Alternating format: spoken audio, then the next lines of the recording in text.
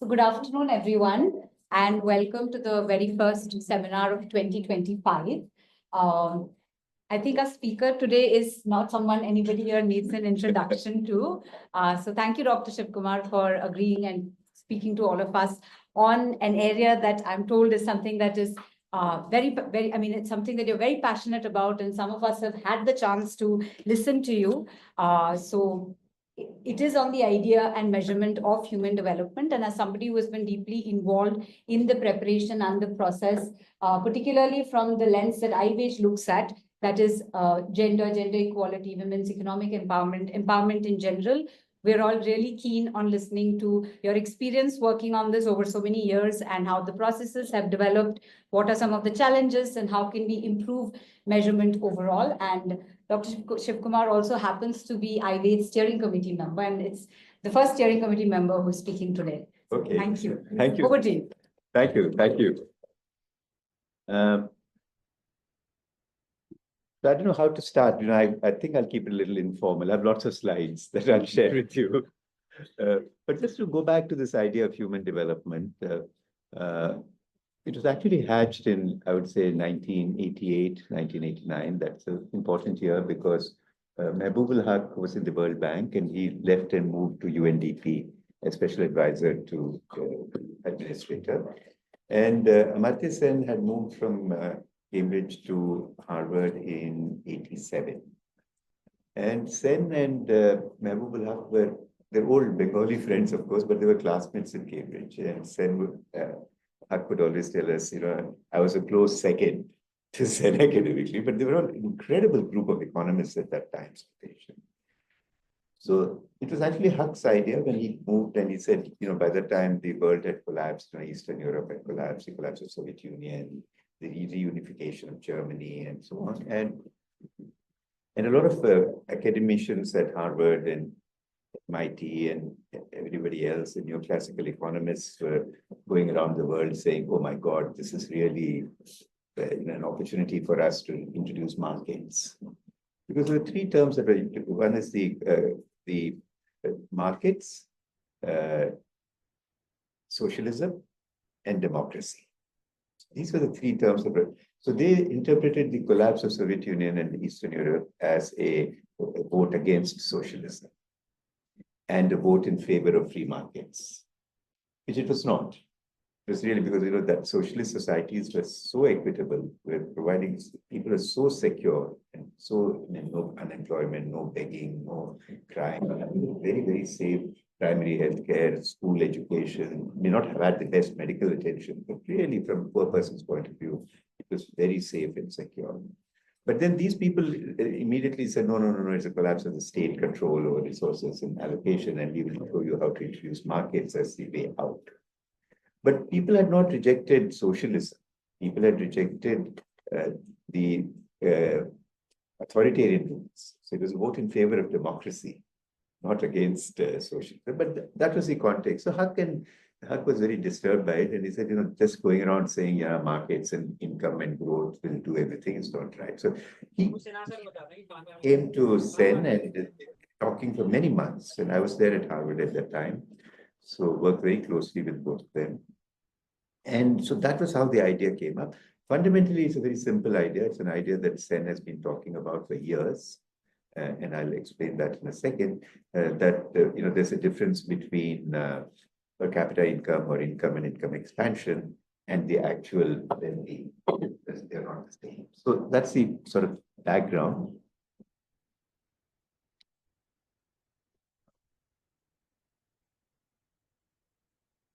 Yeah. Okay. So I've got 4 parts. First, let's look at assessment of well-being. Then I'll do a little bit of assess India's performance, do some takeaways. If we stop there, we stop there. Then we'll go to measurement. I think measurement is interesting, but not very enlightening, I would say, because there's so many problems with measurement. Okay. So let's start with the assessment of well-being. And here, if you speak to an economist, essentially income is a measure of well-being. So if you look at the ranking of the World Bank, it's low income, middle income, high income, and how do I progress? It is only through growth. So income becomes a measure of well-being and growth becomes a measure of progress. But this is not to say at all that, we don't need growth. Economic growth is necessary. Even for very poor people, you need certain income to sustain yourself. At a macro level, there is growth, then the problems of public debt and deficit can be addressed. But for someone like us, we say that when there is growth, tax revenues will also go up, and those tax revenues can be used to invest in health, education, nutrition, women's empowerment, and so on and so forth. So growth is, nobody has denied that. And if you look at the global development literature, growth has always been there, whatever happens. So the centrality of growth in any public debate and discussion on development has always been there. I'm not going to think, but growth matters, growth trickles down to now you have green growth, sustainable growth, inclusive growth. Growth is always there. So let's focus a little bit on growth. So, there's a lot of critique of GDP as a measure of well-being, and Robert Kennedy is a very famous quotation of it. He says, yet the GNP does not allow for the health of our children, the quality of their education, or the joy of their play. It does not include the beauty of our poetry or the strength of our marriages, the intelligence of our public debate, or the integrity of our public officials. It measures neither our wit nor our courage, neither our wisdom nor our learning, neither our compassion nor our devotion to our country. It measures everything in short except that which makes life worthwhile. And it tells us everything about America except why we are proud to be Americans. So even as growing up as a student of economics, we used to get India is a poor country. India is what do you mean by poor country? It's quite an annoying statement to be made, given that the richness in terms of our art, music, culture, architecture, cuisines, diversity, everything is incredibly rich. So, but we also, go back to the limitations. And I'll just point to very quickly, it's the total market value of goods and services produced in a year. That's the definition. So goods and services. So if you produce more goods, GDP will go up, and more services, GDP. So that's the accounting there. So the biggest critique of this has been that it leaves out non-market activities and women's work. I don't know, tell people here that all the feminists have attacked this, that women's work is not counted. It's the total market value. The market value is the market price. And the real question is, does the value of the product really represent the true value? And it's a funny example. Yeah. How much is the bottle of beer? 60 rupees, let's say.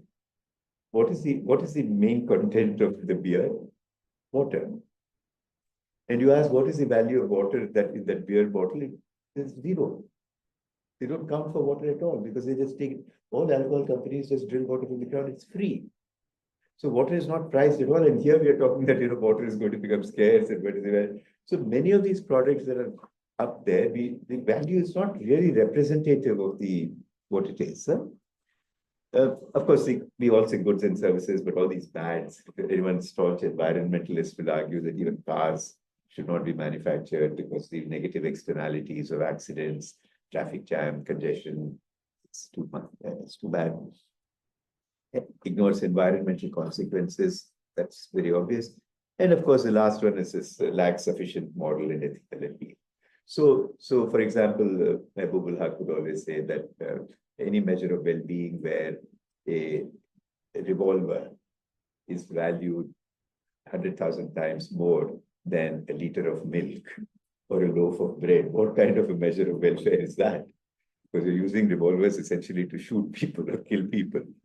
So, and here the loaf of bread and milk is so undervalued. So those are the things. But there are the others, but it's not seen as a good measure of well-being. And two interesting things are, and this is what Sen starts talking about, that higher incomes may not capture all aspects of life and well-being that we cherish. So if you come to Delhi, for example, we did the Human Development Report for Delhi. Delhi is one of the highest per capita income states in the country. But everybody is now worried about air pollution, is worried about safety of girls and women. So it doesn't matter.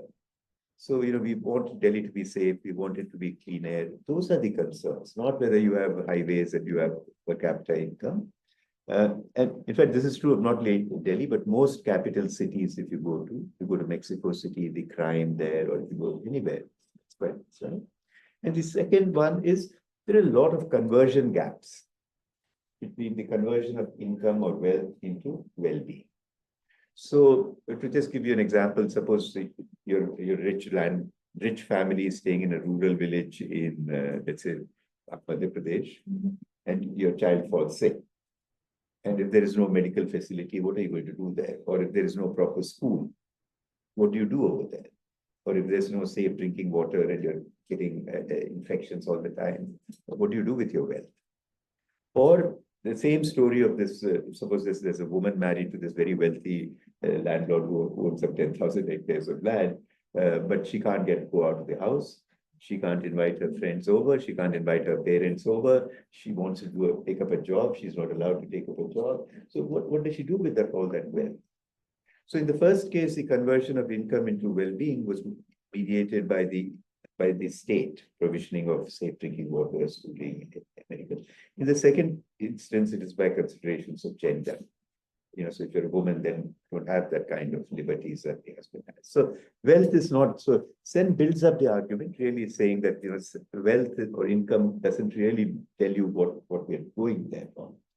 So, in fact, he says GDP, or if this is Sen's quote again, he says, okay, GDP or its expansion cannot be valued for its own sake. While goods and services are valuable, they're not valuable in themselves. Their value rests on what they can do for people, or rather what people can do with these goods and services. So he's slowly distinguishing between commodities and what people are capable of doing with those commodities. So there's a big distinction. Huh? And that's what he builds on. And he questions well-being being defined in terms of commodities. Take these terms, meeting basic needs. It was an old term. In the 80s, it became popular with the World Bank and international agencies. And basic needs were really what? Food, shelter, clothing, drinking water, sanitation, etc. Then they said, improved standards of living. And what is the things that we observe in India in the last 10, 15, 20 years? If you're driving from Delhi to, I teach an Indian School of Business to Mohali, everything has changed. There are no huts, there are no rural, there are pakka houses, you see SUVs, you go into to a low middle class house, you have television, you have refrigerator, you have sometimes air conditioners, you have now mobile phones. So remarkable standard improvements in standards of living that my parents didn't have, grandparents didn't have. Look at all the comfort of transport or better quality of life. Look at the life of a woman in a city today. You've got a microwave, you've got a dishwasher, you've got a washing machine, you've got a dryer, you've got a vacuum cleaner. It makes life so much better in terms of quality of life. Otherwise, this poor woman was sitting there washing clothes and ironing clothes all the time, etc. All these things that I talked about, basic needs, standards of living, better quality of life, I have defined in terms of commodities. Access to improved commodities and use of commodities and more sophisticated commodities and so on. That's maybe I can push that up.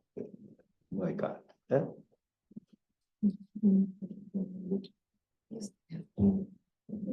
हो गया ठीक है.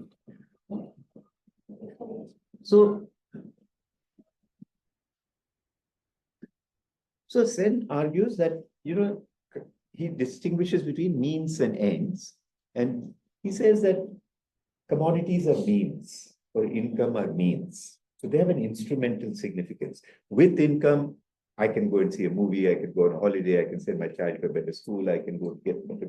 So income is a means. It cannot be the ends of development. So the big question he keeps asking is, what are the ends of development? So the goal cannot be, like I'm saying, goal cannot be to become richer and richer and richer and richer. So then what? So goal is what? Become we are told we are going to become the third largest economy, and then what? Become the second largest economy next to China, and China, India, just sit there, is it? So that cannot be the ambition of any society. And so he asks, what are the ends of development? And these ends are 4 ways that it has been articulated. The first one is the enhancement of capabilities. Sen uses this term. He distinguishes between expansion of commodities and enhancement of capabilities. And he says, take, for example, the capability to lead a long and healthy life. So it doesn't matter if you might have all the goods and services that you want, but how healthy are you living? The capability to be educated, the capability to be well nourished. Adam Smith is the one who coined this phrase, the capability to appear in public without shame, saying that even for very poor people, it's not income or money. It is just be treated with dignity, with equality, with respect, and so on and so forth. So the capability, so Sen will always argue there's a distinction between commodities and capabilities. You might have all the health services provided, but are those health services actually converting or translating into improved health for you? You may have all your pupil-teacher ratio intact. You may have all the schools, all the facilities, all the infrastructure.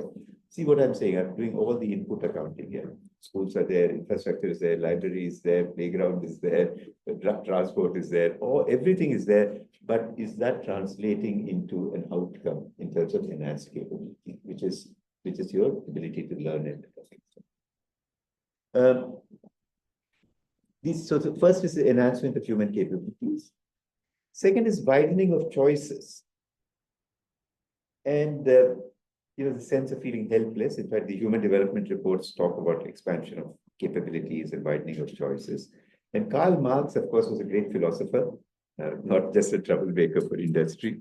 So he was asked what do you mean by development? And he says, replacing the domination of circumstances and chance over individuals by the domination of individuals over chance and circumstances.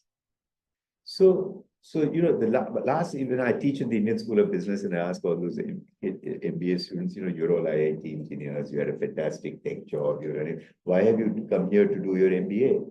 They said, no, it was just a dead-end job. I mean, I want variety, I want choice. I mean, if I do my MBA, I can start to a startup, I can become something else, I can work with an NGO. I just need the choice. So this absence of choice is really frustrating. And when you look at Karl Marx's thing, it is so characteristic of Indian society that we are the most fatalistic society. The deep sense of belief in astrology, palmistry, numerology, prayer.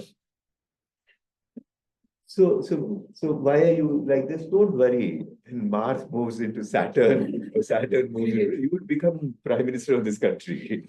Just stay there as you are now. Don't complain.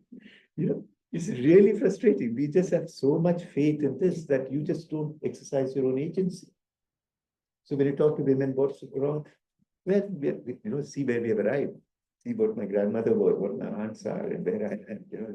What a difference in my life. So why am I complaining? Why should you complain? So this feeling helpless, or just acknowledging and accommodating the absence of freedom as being a very fair situation there, given that be grateful that you had these freedoms. What if you had been there, or what if this counterposition that we do is remarkable to just justify and stay calm. I guess that's one reason why we never have the mental health field growing in India, because we just calm ourselves and say, look at the other person, look at the other person, look at compared to that, I'm so well off, so better off. I'm not being harassed by my in-laws, or I'm not being harassed by brother-in-law, whatever. So the way of justifying and normalizing suppressed freedoms. This is quite interesting. Huh? The third articulation is, this is what Sen in his book says, the freedom to do what you want, to be what you want to be, and do what you want to do. And again, going back to Marx, another very famous quote, he says, makes it possible for me to do one thing today and another tomorrow, to hunt in the morning, fish in the afternoon, rear cattle in the evening, criticize after dinner, just as I have a mind without ever becoming hunter, fisherman, herdsman, or critic. Now, obviously, this hunter, fisherman were on, leisurely activities in his generation. We can replace it by what? Going to see a movie, going to the club, going to a pub, inviting friends over for dinner, etc., etc. But the important thing is without ever becoming hunter, fisherman, herdsman, or critic. And that I think we cherish in India also. Kohli, my God, terrible batsman he is. Amitabh Bachchan's acting is useless. I mean, I've never held a cricket bat. I've never acted. But that is the beauty of criticism. You can't become everything. But we all have a views. You have the freedom to speak and express yourself. And so that is the freedom. And when Sen says the freedom to do what you want to do and be what you want to be. So when you come to that a lady married to that rich landlord, she has no freedoms. Completely denied that freedom to go out, call her friends over, go on a holiday. The husband can do everything. So when you judge this in terms of what you want to do and what you want to be, then you realize it's not the wealth and the level of comfort and the standard of living. My husband is provided for everything. The question is, are you doing it out of choice, or do you have no choice in the matter? And I think that becomes the fundamental thing. Even in the previous one, choice and no choice. Suppose I ask somebody, did you have dinner last night? And you say no. And did you have dinner last night? And he says no. So as far as my survey is concerned, you're both at the same level of well-being or ill-being. You both didn't eat last night. So I asked you, why didn't you have dinner last night? And she says, oh, I had a family. I mean, I'm on a crash diet program, and I had a very heavy breakfast and lunch, so I skipped that. Why didn't he have dinner? He said, I didn't have money to buy a second meal. So the distinction, so the state of well-being is the same in both the things, but it's a choice or no choice. It's a distinction between dieting and starvation. So you have to always go back and ask the question, have you done it out of choice? And it's not out of choice. So even today, when I see young married women who are not working, I mean, they've got MBA degrees and they've got well qualified after 2 years, 3 years of marriage, they settle down. As long as they're doing it out of choice and they're enjoying their life, it's fine. There's no complaint. But then how do you sift that through is the important question. And that's why when we come to this women's economic empowerment and independent income and all, it's not always necessary. It might be comfortable. But anyway, yeah, there's freedom to be what you want to be and do what you want to do. The last one is also interesting, which is the assurance of human rights. So in this whole human development, capabilities, widening of choices, human rights has also come in a very significant way. And if you see some of the human development reports, it's all intermixed. And as you know, there are two sets of rights: economic, social, and cultural rights, civil and political rights. And Sen has also written, and others have also written, traditionally, it appears as if economic, social, cultural rights should take precedence over civil and political rights. That especially for poor people, you're not interested in attending meetings and voting and all. What you need is jobs and adequate standard of living, food, clothing, social security, healthy environment, right to education. And so that became the fundamental responsibility of the state. But then all the literature will now, but the civil and political rights, which is all the literature will say that most of these development projects don't work because there's no sense of ownership, there's no sense of participation, you didn't consult anybody, these are top-down kind of imposed schemes. So how do you associate and how do you get these two things together? This is very important. And why are civil and political rights? So in the global reports, often China will come up. You know, if you travel to China, they're very good, they're very helpful, but nobody will talk anything about government. And nobody will sit down, meet you after office to generally tell us what's happening in society. Nobody will talk. But at work, they're very pally, they'll work, be with you for 10, 12 hours. But they have now decided that it's not worth it. But we are not like that. No? Unless we criticize the government 3 times a day, it feels inadequate. When something's wrong, you know what's happening. You know, we have to keep criticizing, this is not happening, this is not right, not right. And the importance of civil and political rights, there's an economist called Paul Streeton, he was at Boston University, he's moved on. Streeton would do this in this UNDP office. He was also one of the early collaborators with Huck and Sen. He would say, you know, you Indians believe in rebirth. So, you know, when somebody asks a question like that, then you are a little taken aback. Like, I didn't ask anybody, do you believe in astrology? I just made a general comment. So he'll say, no, most Indians, I think, believe in rebirth. And so I want to suggest that if any of you in this room believe in rebirth, you should pray that in your next life, you're born a lion in an American zoo. Lion in an American zoo. I said, Paul, where are you going with this now? Great sense. The Paul says, see, have you checked out the life of a lion in an American zoo? You know, he's got this entire apartment room. It is heated in the winters. It is air conditioned in the summers. He gets nutritious food, balanced diet 3 times a day. Then he gets manicure, pedicure, all his nails and medical check. And then there is music also playing so that he can do, and he's not disturbed. He can nap. And then occasionally he'll come out and all of you will be standing there. He'll give an audience to the crowd and everybody say, oh, lion, oh, lion. And so he says all his social, economic, cultural rights are taken care of by the zookeeper. But this poor zoo, poor tiger, cannot say, oh, I want to meet another lion. I don't want a rabbit today. I want to hunt for a deer. Huh? I want to chase a squirrel. The lion has no civil and political freedoms. They say we cannot box ourselves into this thinking that yeah. Even the poorest person cannot say, yeah, you will write to chup raho. So that voice of protest in what sense calls, the public debate, public discussion is so central to evolving policies and programs. Okay. The rights perspective is interesting because just a few things. Of course, the moral and ethical justification. The literature also talks about, when you have a right, you're a claimant. So when you have the right to food, it's not just government giving you the food or right to employment, Narega, you have an entitlement that makes it very good. Has legal backing. So, because right to food is asked by law, budget has to provide for food. So that becomes a big plus. And then, of course, that's okay. But there are some, where's my, that's okay. I had done, what's it called, animation, but that's okay. But let's look at 3 questions which are interesting. Do rights have any meaning if they cannot be legally enforced? And so, the literature says you have to distinguish between a legal right and a human right. And human rights exist even if law does not recognize that as a legal right. And I think that is so important.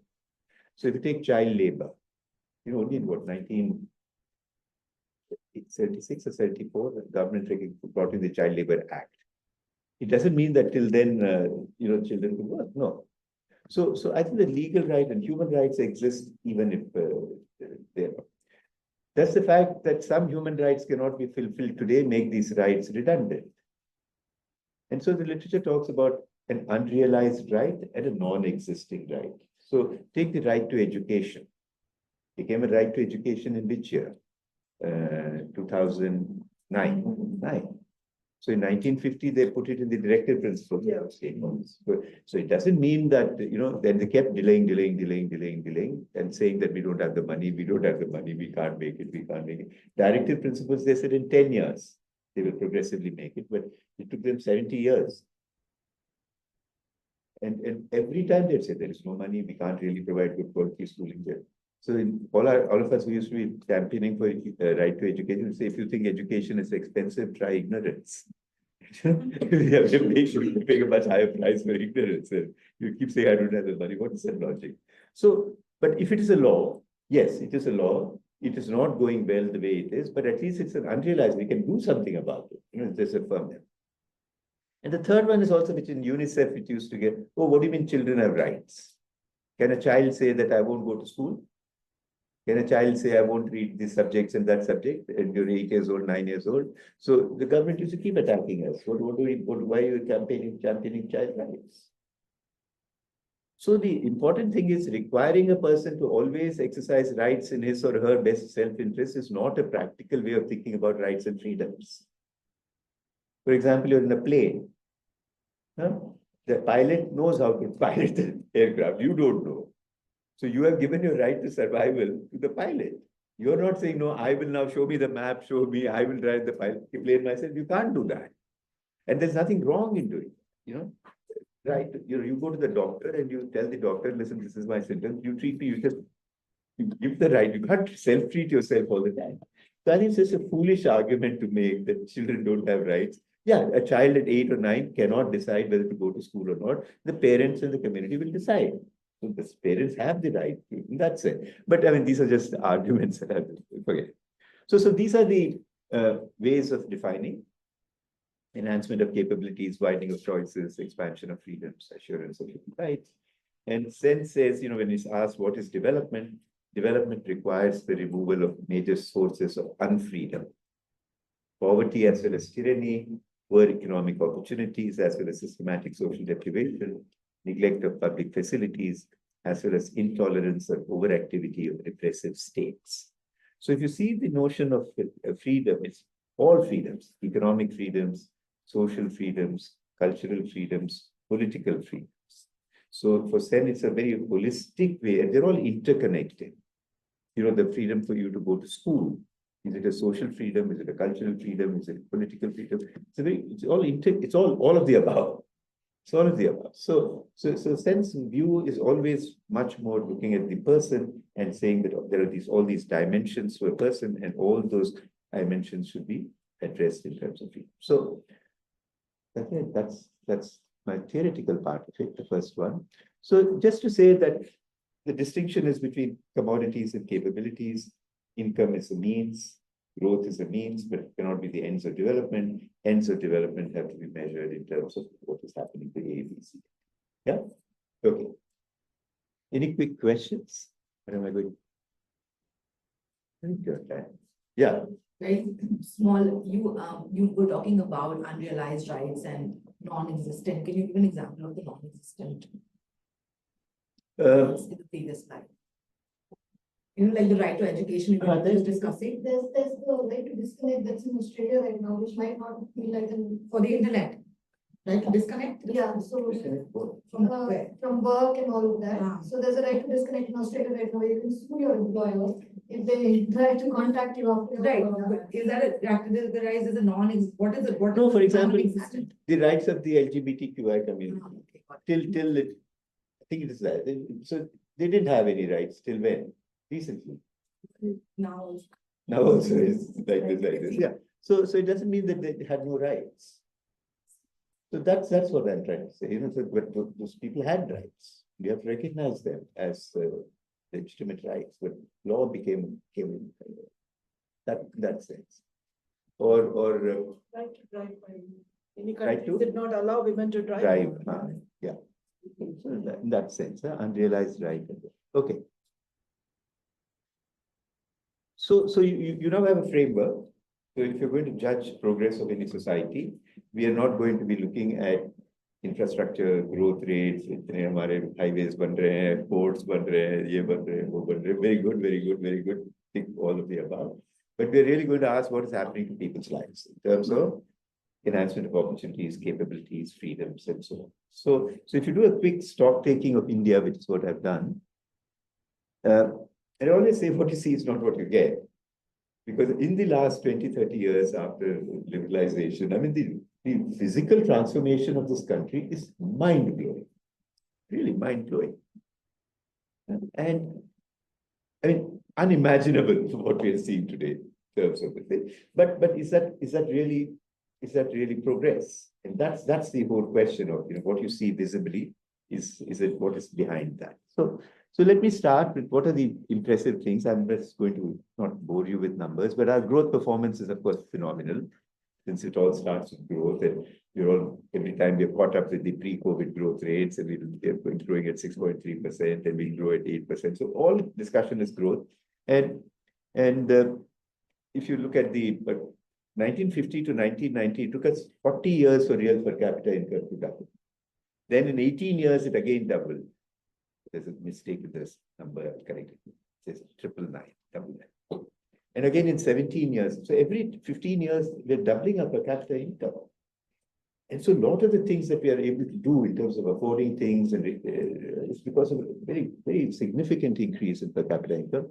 We are now saying 6%, 6.3, 6.4. Economists will say that we have to grow at 8%, 10% to really become another China, but that's a different story. We are the 5th largest economy, and we are supposed to become 3rd largest by 2027. And the largest, so China is going to become a high-income country next year. And China will outstrip America in terms of per capita income. So China will become the top in terms of, and India will be a second, close second, because it's will be very sharp decline in poverty. You know, this was interesting that the last poverty survey was done in 2011, 2012. It was the UPA government, and we ran into problems because the Planning Commission set up a committee to rework the numbers, the poverty line. Then that committee's report was not accepted. They set up another committee, and then if the government failed, so this government is not interested in knowing because there's no poor people left. So when if you look at the old one, it is the proportion of poor fell from 45% to 22%. And even if, I'll just tell you why this is such a silly indicator. Even if you were to just extrapolate, just draw the line to 2025, according to this, they'll be able to go 22%, 10%, 8% poor, with so much of doubling of per capita income in society. So this one was, as you know, was based on the calorie measure. And then they try to change it and so on. But anyway, but the point to make is you have to stick to whatever measure they announced in the mid-70s. They have stuck to it, so you have a trend. Now, this government keeps coming and changing the whole thing, changing the definitions, changing the sampling frames, changing the weightages. So you can't compare anything that has happened in the past, and that's a big loss. Even if you say, I'll make this poverty measure, by the way, this is a consumption measure, no? It's not an income measure. And what a silly question it is. I come to your house and ask you with my whole list, how much did you spend last week on all these goods, last month, and last year? How do you remember? How do you keep track? I don't know. So it's a very, very approximate number. Okay. Now this multi-dimensional poverty index is that because they said we can't figure out, getting income surveys in India are difficult because informal sector, you don't know how much you earned last year because you're working, you're not working, and all that stuff. So, and anyway, in urban areas, nobody, if anybody rings my doorbell and says, Shiv, how much did you earn last year? I'm saying, what business is of yours? Poor people are supposed to tell immediately. But middle class people, they'll say, I say, show me your ID. Are you from Income Tax Department, Enforcement Directorate? Where are you from? Who? Why should I tell you? And the rich people are always underestimated. So, even in questionnaires and all, when it says above 100,000, they say, oh, only 40,000. How does it? So we fake our income. So multidimensional poverty is interesting because it has there's no monetary measure in it. So nutrition, child and adolescent mortality, that orange one is introduced by India because they don't want us to be the global ranking. Because they say these indices are all generated by the North to put South, and particularly India, in bad light. So Niti Aayog is going to sell every time a global index is released and we fare badly, they put out a rejoinder. They put out a serious rejoinder. So they introduced maternal health. Then they introduced bank account. And anyway, but look at the quality of the standard of living. It is cooking fuel, access to sanitation, drinking water, housing, electricity, ownership of assets, and bank account. So that's it. And anyway, whatever the number is, government says 135 million people from the multidimensional poverty. Okay. So anyway, good news is rising per capita incomes, declining poverty, progress in literacy also in education. I'm not. I think something has happened to my slides while you moved it here because that school's having what is not showing up. No, that's okay. Don't worry. Don't worry. Essentially, it says schools having some toilets and girls' toilets and boys. Anyway, so in terms of infrastructure, we're all doing very well, and that's the point in literacy. If you look at mean years of schooling, and this is an indicator that's also used in the Human Development Index and all that. The highest is 14 years in the world, Germany, Canada, USA. India is how much? 7.5, 8.6. So we get there. So that's okay. Yeah. Female labor force participation rates, I shouldn't be talking at all, but it's very positive news, correct? So, yeah, something's gone wrong with my slides here. Should I just use my pen drive? Can I do that? Yeah. Yeah, because the animation is gone and the How can you do it? So anyway, so from 2017, the latest figure is from 23% to 37% is the increase in female labor force participation rates. And there's a lot of literature, is it really genuine or not genuine and good or bad, so leave it. Fertility rates, very good news on the population front. Very good news. Look at our fertility rates. On the last column, we have come down to 2, which is the replacement rate, below replacement rate. Demographers say 2.1 because, the idea is couple is replaced by 2 kids, so population stabilizes. And then 0.1 is in case of any infant deaths or you don't have children or something like that. So look at urban, it's 1.6. It's among the lowest in the world. I mean, we're worried about Japan and Italy, and all of them have 1.5, 1.6. That's our urban figure. Rural is 2.1. And except for in these 6 states, UP and Bihar, the others, and Jharkhand, the others are all smaller states. So it's really, the population story is really incredibly positive, and without any use of one-child policy or coercion, so on and so forth. But yeah. Okay, let's skip that. Improved access to basic services.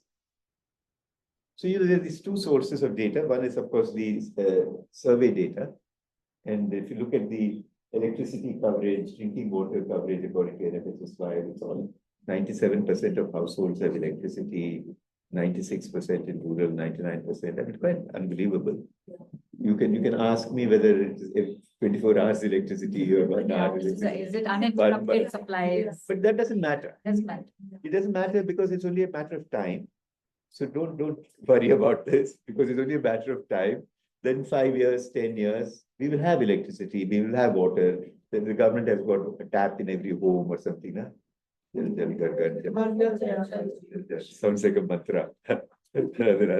So ho jayega, tap water mil jayega kind of thing. But the question is, so I don't worry about these things. But so all of us researchers, of course, we use only survey data, but that survey data is also being threatened now. Either they don't release it or we don't know the background of the investigators. But there's this administrative data, which is fascinating. So even in 2019, 2020, the government of India declared that 99% of the villages are ODF, open defecation. Huh? So I've been trying to find out how it happened. So it seems a village, but Sarpanch has to write to say that nobody in my village is defecating in the open. And then that gets escalated and it comes to Niti Aayog, and Niti Aayog will send an inspection team. And it's just the most hilarious. I mean, if you can imagine what if 3 of us are on an inspection team going to this village to see if there is open defecation or not. I call this team the paparazzi. Because you have to hide behind the bushes, with your camera, take photo. I mean, what is this nonsense? What is this nonsense going on here? How else do you prove? And everybody you speak to, if ever you're doing field work, they say, was Aate inspector, we just certify karke chale jate. And nobody dares say that the emperor has no clothes. So, everything is fine. And who are these guys who are doing the survey? They're all commissioned by government. They're consulting companies paid for by the government. And you go there and say, no, it's only 20%. Then what do you do? So everybody is, it's all like, so it's sad. And by the way, the National Family Health Survey said 20% of households do not use any toilet facility. They practice open defecation.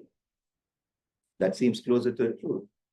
And what happened as a consequence of this? The poor James, James, who's the director of IIPS, he lost his job. They kept saying, you are just taking money from... And anemia. And anemia. In the famous comment, have you met a woman with anemia? have you come across a stunted child? So those kinds of questions are difficult to answer in big formal gatherings. So anyway, so what I'm trying to say is that A friend of mine in the IAS used to say, Shiv, so even under UPA government, there was that, what is it called? The toilet construction scheme at a, Swachh Bharat. So under Swachh Bharat also, they would go to total sanitation campaign. Sanitation. Total sanitation. So there also, they will say 99% defecation free and everyone's toilet. And so UNICEF send up NC Saxena to go and inspect. NC Saxena also advised to UNICEF, and he and a small group will go. And then he will call the collectors because he's a senior IAS officer. And he will say, Bhai, we visited all these villages, gone for 30%, 40% he coverage hai. Humne to keh diya 99%. So this young collector told NC Saxena, said, sir, why are you getting upset, sir? In India, we have all kinds of estimates. These are called advanced estimates. That is, this is going to happen very soon. Even the budget, by the time they give you budget figure, estimate, revised estimate, actual, we have all to treat these in a positive way as advanced estimates that we're getting there.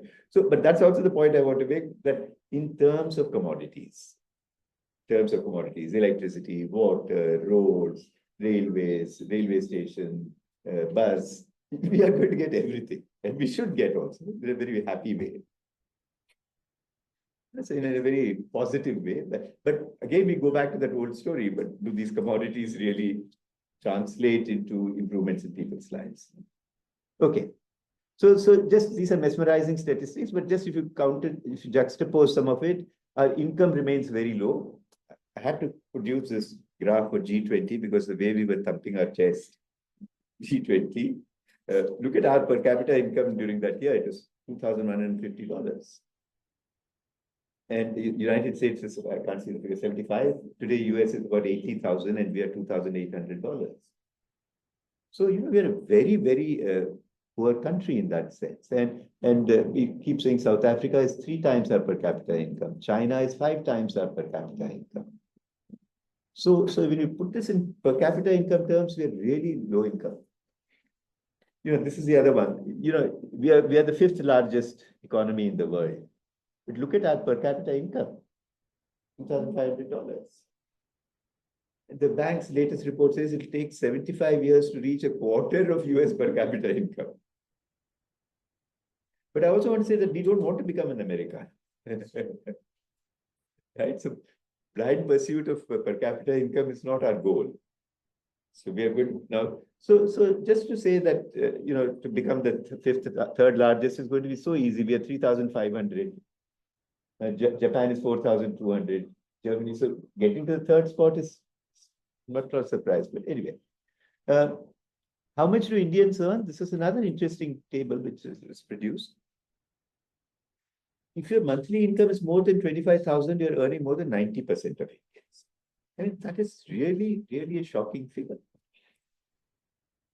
So a large majority, and in fact, when you saw this budget one also, what did they say? 80 million income tax payers are there, of which 50 million are zero tax returns. So there are only 30 million taxpayers. And if you say there are 5 family members in each household, 150 million people are affected by income tax. How can what kind of a country is this? Either are we poor or are we not poor? That is the central question to ask. Are we recognizing that we are such a low income per capita country, or we are just now looking at the millionaires and millionaires growing in unemployment? I would have to say this was at ILO IHD report, 90% informal sectors, self-employment. India's youth account for 83% of the unemployed workforce. But this bar diagram is very interesting, that the unemployment among graduates is almost 30%. And if you can't read and write, it is 3%.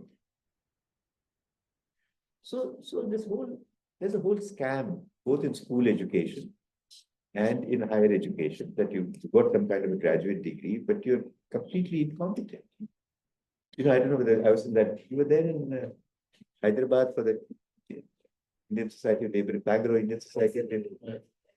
The session that I chaired in that, I really did 2 presentations. So this guy says, Government of India signed an agreement with Israel after the war that 5,000 Indians Yeah. will go there. And when these Indians went there, the Israelis found that first of all, how do you 5,000? How do you get there? You know, if one of you, if you want to go to, where do you start? You don't know where to start. We can't. So normally in these villages, some interconnected agent will come up and he will say, "Acha, you pay me 5 lakhs, and I know this one, I know that one, and that's how it works. Even in all these people, these immigrants and all, that's how it works.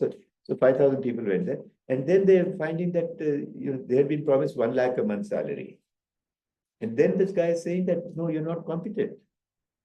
You have your degree and qualification, but you're incompetent. You can't do the kind of level of job that you have to do. So we are going to demote you to some kind of a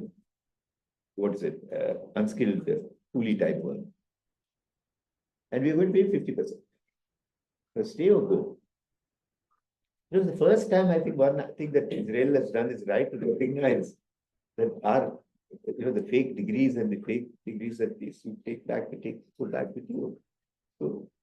So anyway, so I'm just saying that the competency. So you have some degrees, how much private education there is, you pay for it. It's all fraud certification, fraud degrees. It's really similar things are happening in school as well. That as I said, education is a national scam, not 2G scam, 5G scam. So education is a real scam.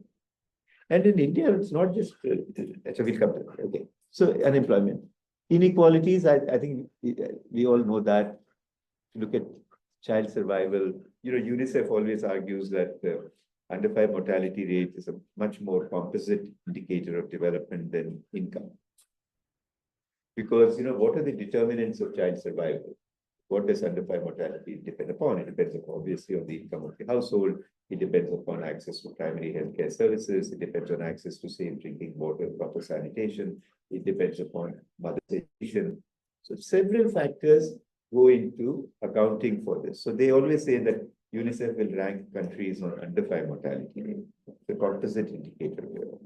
So we have almost a 6-fold difference. Income inequality, everybody knows. I think this World Inequality Report says India is among the most unequal countries. It stands out of a poor and very unequal country with an affluent elite. Sex ratio discrimination. This is fascinating. If you look at the red lines, the overall sex ratio in 50 years, because we were 941, we are 943 now. Huh? And we have to wait for the new census, but otherwise you can't. But look at the child sex ratio. It is very shocking. And in fact, people, I'm sure you know the literature better than I do. They say it's not all about son preference. A large part of it is daughter aversion. And there's a big difference between son preference and daughter aversion, because every society, even in the US, Europe, you'll have son preference. Oh, my son, and that. Or you come to Harvard, there are very few professors who are women, and because men are encouraged. Undernutrition is a serious problem. 36% of children are stunted. And I like this graph because if you look at the NFHS 4 and NFHS 5, 5 years, stunting came down from 38 to 36%, by 2 percentage points over 5 years. And all the children born after 2015, 2016 were born under Modi's care and watch. So they were not born under Nehru's, you can't blame Nehru for what's happened to children born in the last 5 years, right? You should have some faith in this number. So we won't collect any more numbers like this. So very slow progress. And there'll be hardly a handful of 15 or 16 countries that report low levels of stunting. And all the evidence, scientific evidence says if you're stunted at birth, then it affects your cognitive skills, it affects your school education, it affects your productivity, and it also has health and other consequences for you in terms of hypertension, non-communicable disease. There's a lot of literature. So we talk of a demographic advantage. We've got look at this 5-year-old today. When he or she joins the labor force, you've got such a huge disadvantage. That is why you're not able to clear class 10. That is why in college you're struggling. You don't have the mental capabilities or cognitive capabilities to rise to do well. So when this child becomes 20 years old and joins the labor force, that's when India will capitalize on the demographic dividend, which is non-existent. So you can't say that all the working force population is handicapped in India. These kids who are being born today are severely going to be handicapped. So it's a serious issue of neglect. What is the first reason why so many kids are born stunted? What's the first clue? Mothers. So 25%, 28% of babies born are low birth weight. That's less than 2.5 kilos. So it's an intergenerational transfer of malnutrition or undernutrition from the mother to the child. It is not about food availability. It is not about income. When the richest quintiles, 25-26% of children are stunted. So a lot of it has to do with the mother's health, nutritional status, and dietary habits. According to the NFHS, only 11% of India's children get proper diet, which means the composition of foods and the frequency of feeding for children. So it's it's not even the poorest household will have a little bit of, how much does an infant or 1-year-old, 2-year-old eat? You take half a banana, mash it and give it, or you take a little katori with dal and chawal and give it, that amount. So food availability is not the issue. It's not the income of the household. But that's why with Sen say, don't think that it's per capita income story.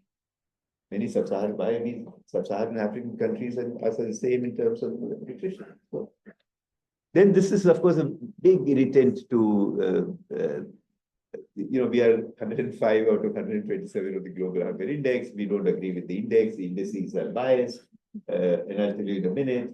And, but then we are still giving 800 million Indians subsidized food and free food. So tell us what the truth is. Do you need to give? Because we gave free food during COVID. Then now they're getting the free food plus the subsidized food. And the subsidized food, when we were all fighting for the right to food, Food Security Act is what, 2013? 2013, we said 3 rupees for rice, 2 rupees for, I was a member of the National Advisory Council. So we were pushing all these legislation, NREGA, Right to Information, Domestic Violence Bill, Forest Rights Act, about 10, 12 significant bills. So 3 rupees for rice, 2 rupees for wheat, and 1 rupee for millet. At one point, Jean Reyes and we said, why don't we just give it free? What is 1 rupee? That was 2013. In 2025 also, you take 3 rupees, 2 rupees, 1 rupee. Why don't you cut the crap and just give it free? What is 1 rupee in 2013 equivalent to today? Not even 10 paisa, I think. So when this came out, there is one number, that first one, share of population with insufficient calorie intake. These people do a Gallup poll, they call 3,000 people in India and ask the question, did you have a meal last night or did you have dinner yesterday or something like that? So it's a phone call. So you can imagine, of course, 2,000-3,000 with cell phone, with connectivity. Every time during COVID also, when we were doing surveys using mobile phone, we used to know all the limitations of that, no? Who's answering the phone, whose name. So now Smriti Irani, when she was a women child, got very upset with this. I don't know if you recall the conversation. Yeah, you're saying it till date. This is all nonsense. And, I'm sure they did the survey during Navratra. So during Navratra, we don't eat food. And then she said, I took a flight in the morning from Delhi, went to Chennai, and I just came back tonight and I didn't have anything to eat. So if they had called me, I would have told them the truth. I didn't eat, but this all. So they keep rubbishing all these things. But the paradox is, why are you giving 800 million people? If you say poverty is down to 5%, 2%, the government's latest consumption statistics says 3.5 to 5% population below the poverty line. Then why are you giving so much free food? Free food plus subsidized food. Why? 10 kilos per person. Anyway, so I think that's the. Oh, here it is, levels of. This is another interesting thing about school education. Yeah, I've got it. Yeah. So the blue line is private schools, these are rural schools, and the orange line is government schools. So one thing you should know is that the private schools are not doing anything significantly, substantially, dramatically better than government schools in terms of learning achievement. So today, but this is also interesting. Who are the kids in the government schools and who are the kids in private schools? The poorest, the aspiration of the poorest family is to send my child to private school. Some notion that private school education is better.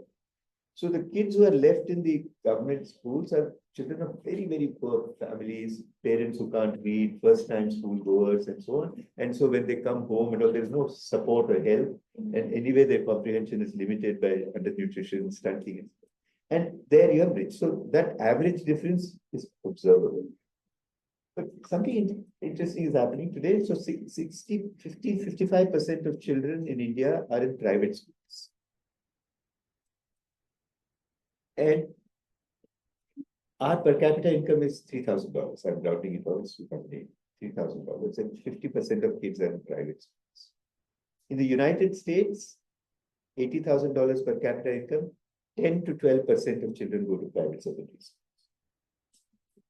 And it's an embarrassing exercise I do in my ISB school, or anyway, I can do it right now in this room. How many of you have gone to a government school? 3, 4, 5, and good, very good. Yeah. In the Indian School of Business, hardly 2 hands will go up in any. At Harvard University, where I teach, I do this just for curiosity. In a class of 100, I say, how many of you have gone to private schools? Everybody's looking around, looking around. Maybe 2, 3 hands will go up. Elon Musk ka ladka hai ki kiska beta hai? Nobody goes.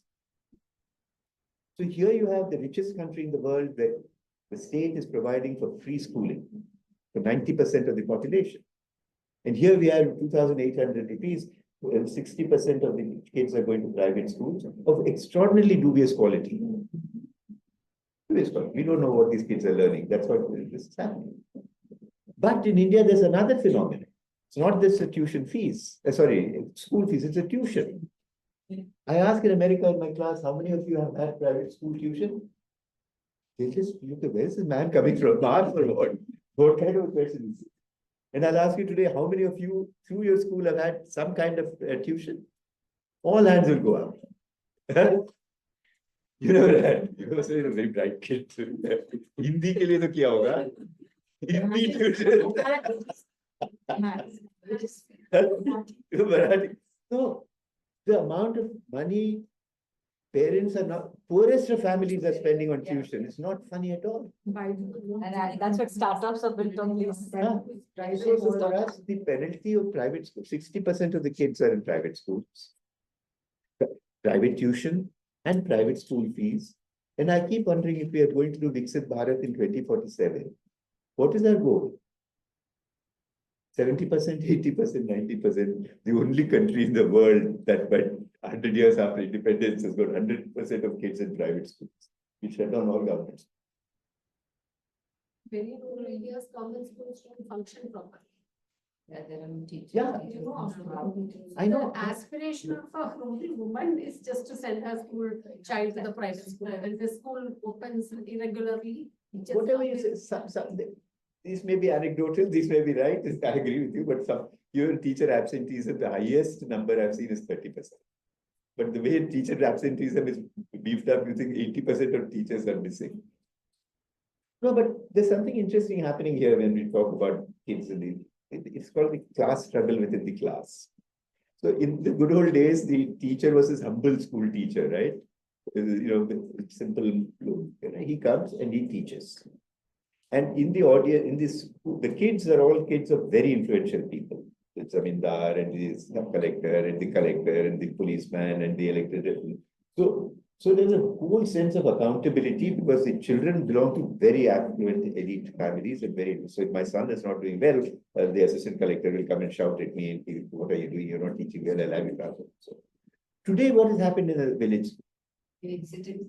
The poorest kids are there, and what is the average salary of a primary school teacher who has done 15 years of school teaching?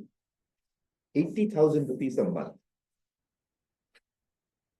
Average is 75, 80,000 in primary. If you're doing secondary school, it's almost touching 1 lakh of rupees a month. If I am in a village or even a small town, earning 1 lakh a month, I'm the richest guy in town. I don't know anybody in that village who will be earning even 75,000 rupees a month. What accountability will my students have? When I say there's a class shift in the class composition and the class struggle. These poor kids, parents of these poor kids, how can they ask me for anything? I'm the richest guy. What kind of parent teacher or SMC will you have? School management committee? What will be the membership of the school management committee? And who am I? Even in my own kids in Sri Ram and this thing, we could ask the teacher for any accountability. Huh? Dignity is straight off there itself. Completely. Yeah, and being mocked at and scolded. And so I'm just saying that that's why I keep worrying about school education and saying higher college education. College education is not private.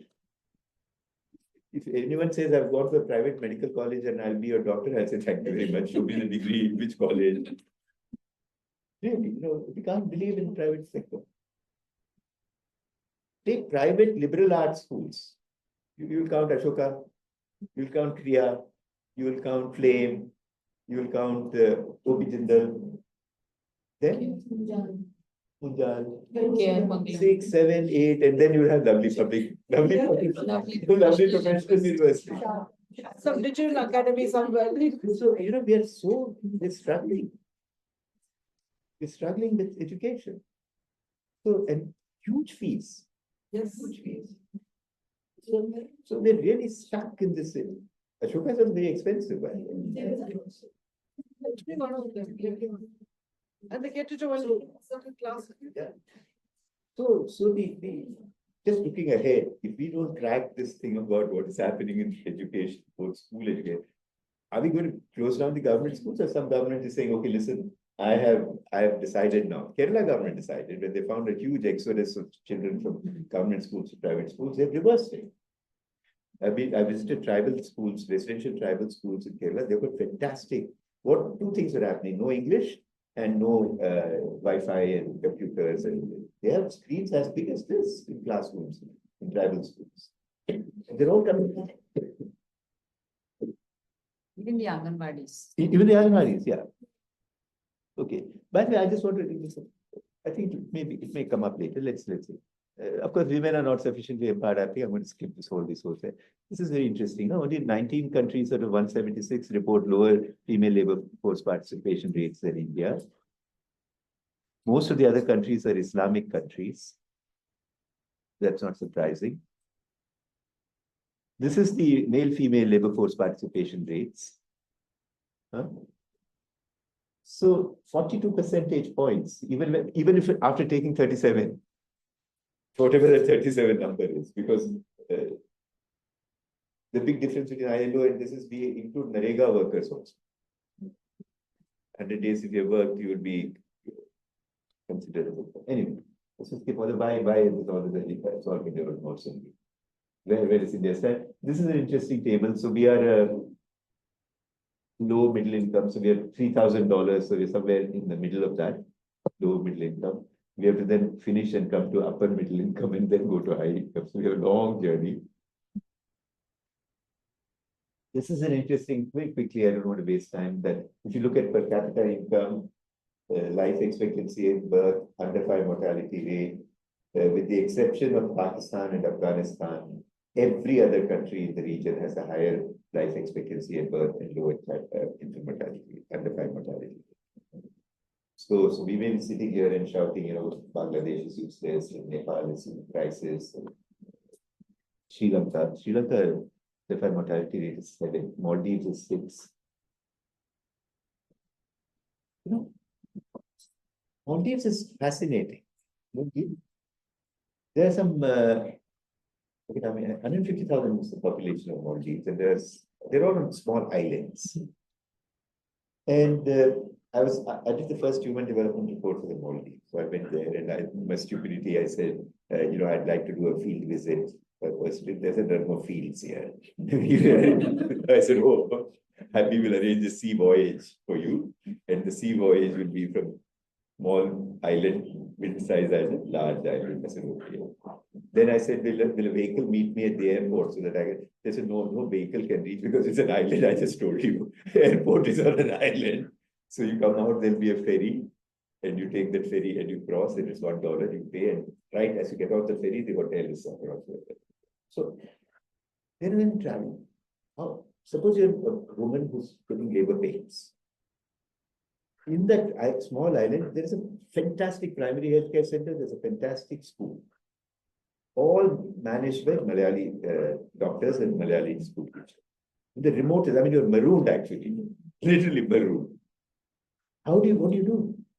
The community is so, and by the way, it's all Muslims, but spotlessly clean. And fishing community can't smell fish. Unbelievably clean. And these people are fantastic rowers in the high tides, middle of the night. They will just put the pregnant mother and 2-3 people and sail you to the nearest other medium-sized village where the medical facilities are. Bhutan. You know, I did the first human development report for Bhutan. Unbelievable. You know, it is such mountainous terrain. People don't do household surveys. Because if you and I start doing household survey, you say, there are 3 houses, you climb, sab band hai. There's nobody there, you know, you just die. You know, you keep walking and you go, in that whole village, or village says 100 households, you go there will be 4. You can't do household surveys in Bhutan like this. But again, how do you, there's no road transport. Main roads are there. So they have runners. Runners are young people in the village who will carry the pregnant woman on this thing and run. And then you have been runners of, 15, 20 of us have to be running, because you will get tired. And then one fast runner will go to the head of the road. And in those days would run to the healthcare center to bring the ambulance. Now he uses a cell phone. The ambulance will. So, we can't laugh away that these are small population states. Bhutan is a population of 1.5 million. Maldives is 250,000. It's not that. It's not that. It's just that the terrain is so complicated. And here we have so many resources. You're not even able to do that in a city. So anyway. Okay.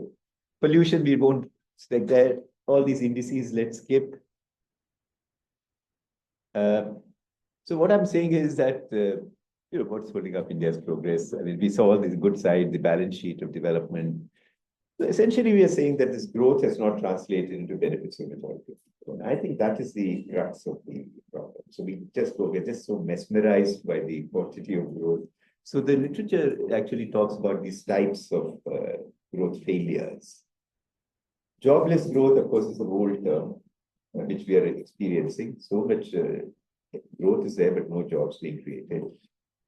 People have now added to this job loss growth, because it's all this artificial intelligence and all these, you have set up a car manufacturing company, you're going to hire 100 people, robotics now. No? So there's a Samsung, when Modi came to power, Yogi and Modi inaugurated the biggest Samsung had mobile phone factory near Noida, making 1 million handsets a year, 1,000 people. I mean, what is that? So, this whole hype about growth and the large manufacturing sector-led growth is really not that. Ruthless growth.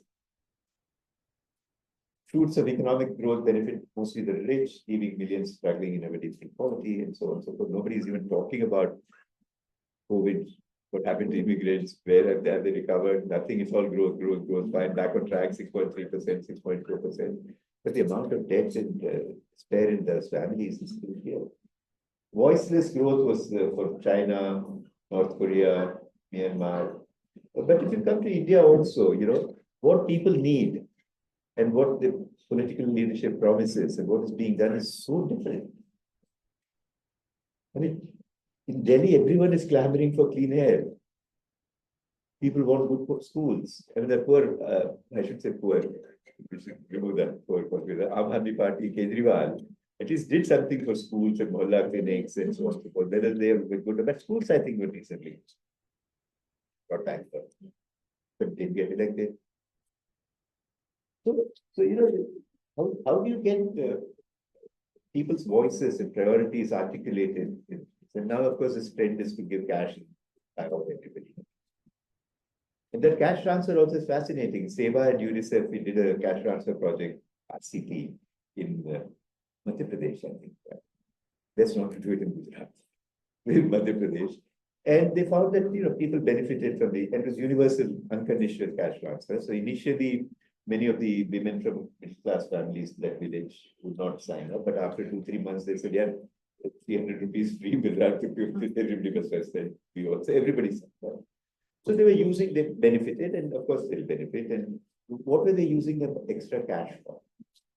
Some would say repair of the house, some would say buying some equipment. The first thing they did was to move their children from government school to private school. This is going from the fire to the right back to the fire. Or they stopped going to government doctors, they started going to private. And that healthcare system is another big mystery of what kind of a rural health practitioner is this. In Brazil and all, it worked because people were not. Brazil has a fantastic basic services provisioning system.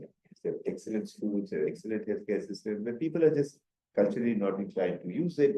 So they said, if we give you cash, we'll incentivize you with cash and go to the government facility, go to the government school.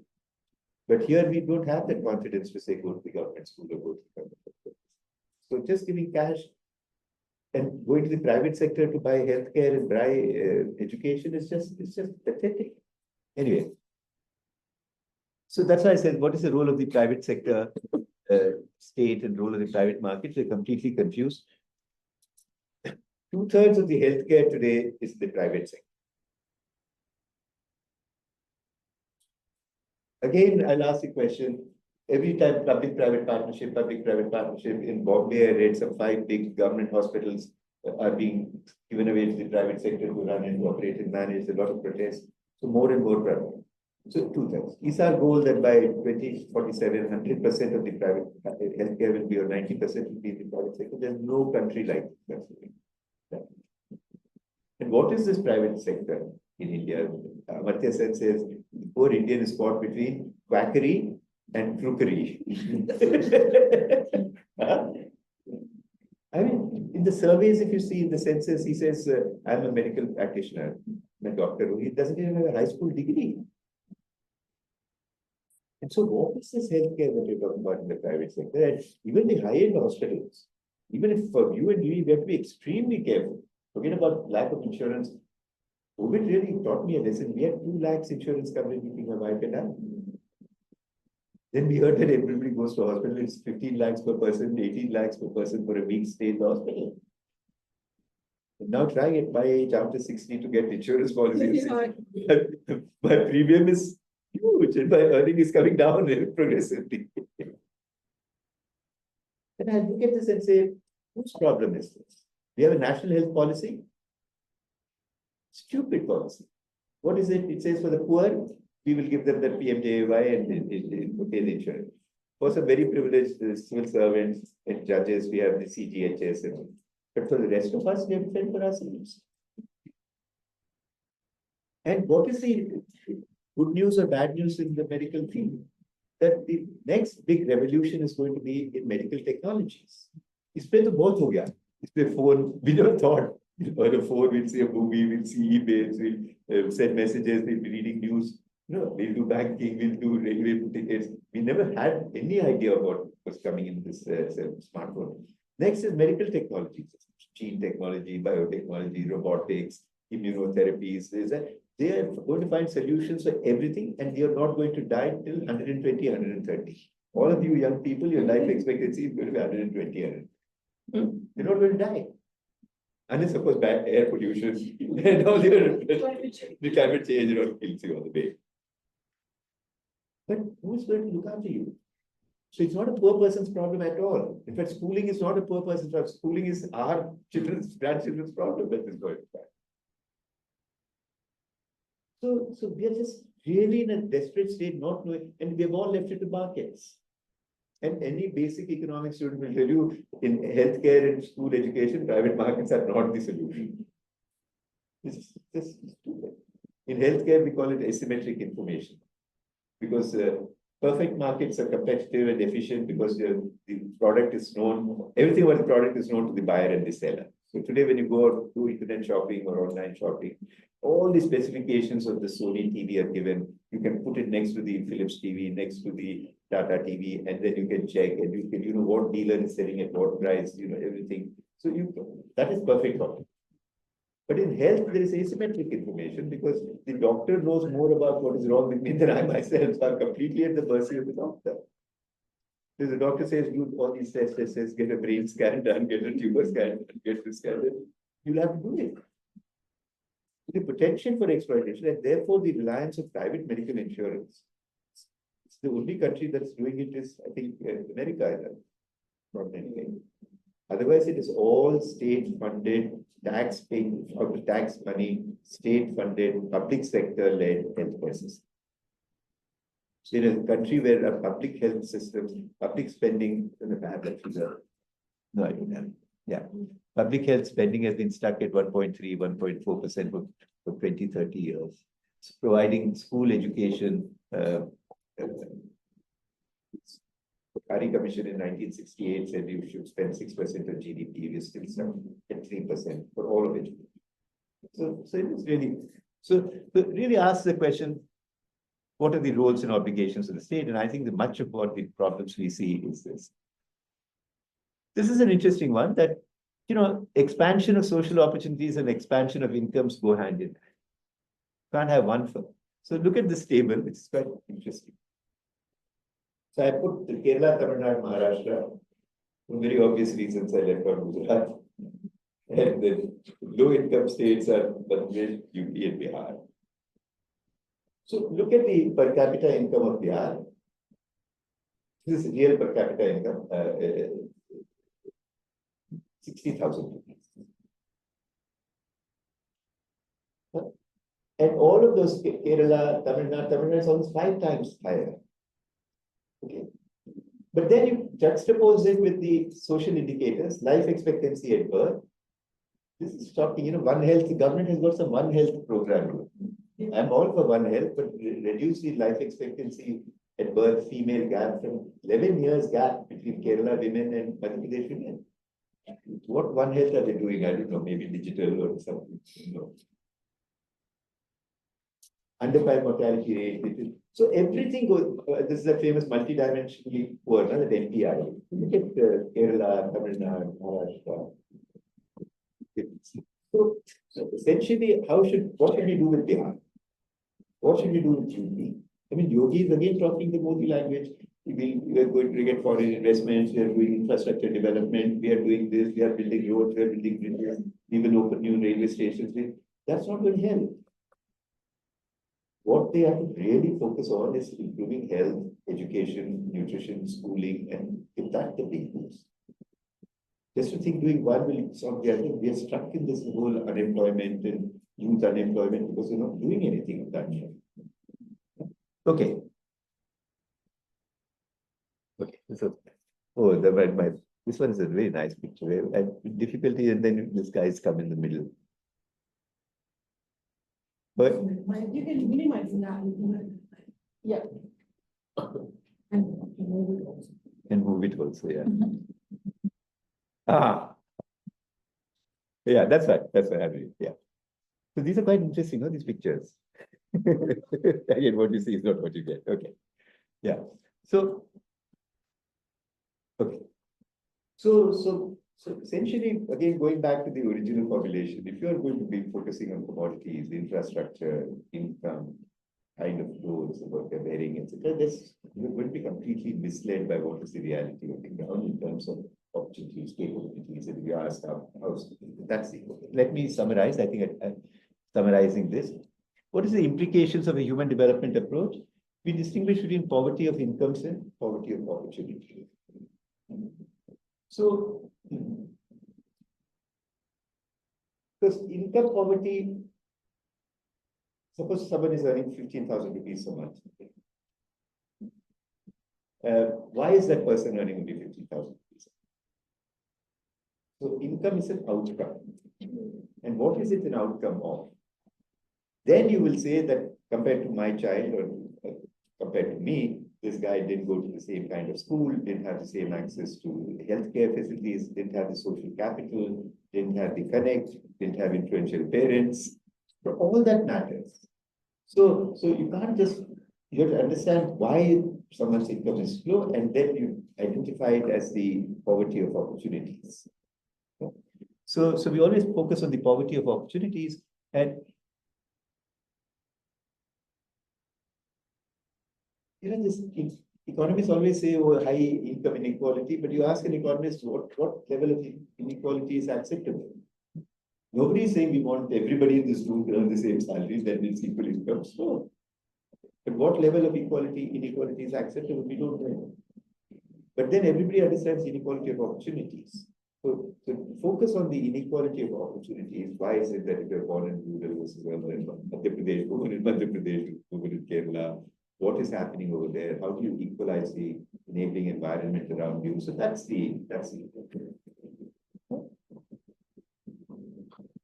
Second is, of course, don't assess well-being and what is happening to income, people's focus lives. So the evaluative questions are very different.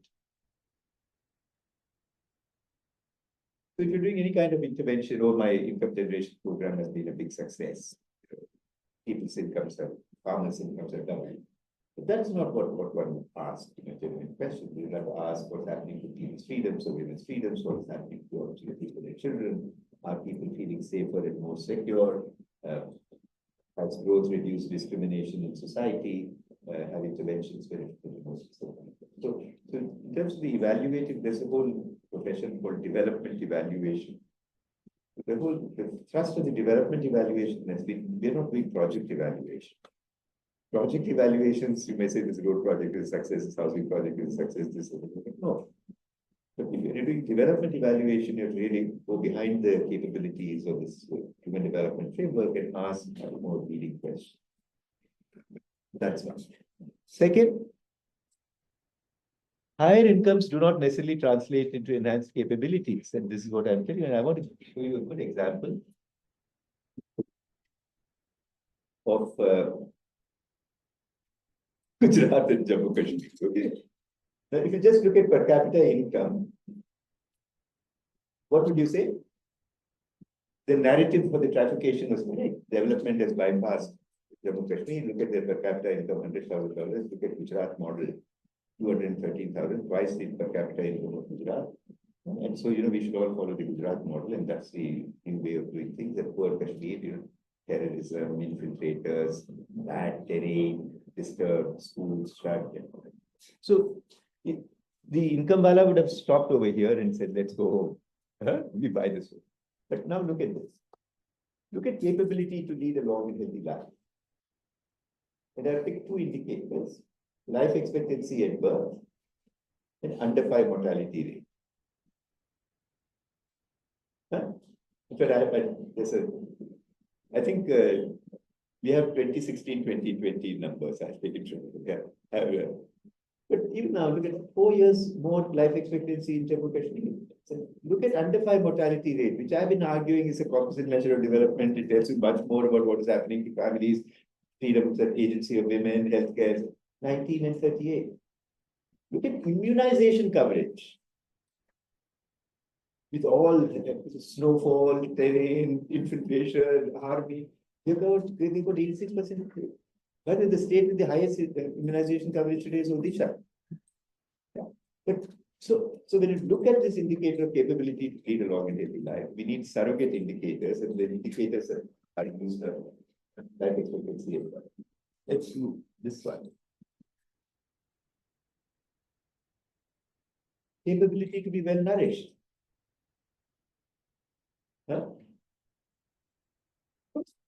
25% Jammu Kashmir, 40% Gujarat. I mean, it's unbelievable.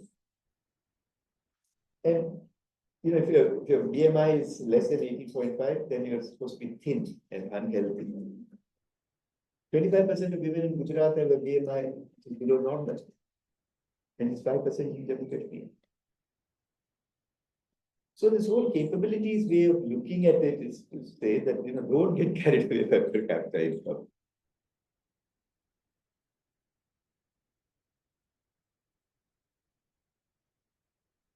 So a third of the women in Gujarat have done more than 10 years of schooling. 50% of the women in Kashmir. So when you look at development, that's why, it's not about, that's why we say it's not the income alone, no?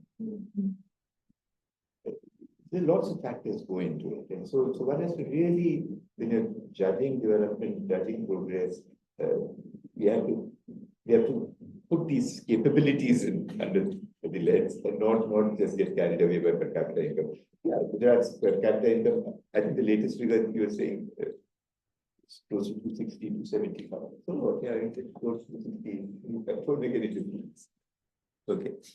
The third one is also very interesting that we often say, in the global context, we used to say, you don't have to become rich first before providing for people. Jammu Kashmir, even with 100,000 rupees per capita, was providing reasonably well. And rich nations cannot afford to become complacent. You can't be a Gujarat, oh, I got 250,000, 2 lakhs, 2.5 lakhs per capita income, so I'm doing extremely well. You can't become complacent when the focus is on enhancing people. Okay. All right, so that was 2. You're getting bored. Could we have a round of questions? Yeah. Oh, the last part of measurements. Okay. Yeah, no. No, I'm asked, like, or we could just have it in the end? Yeah. Let's go. What others feel? Yeah. No, because I think, yeah.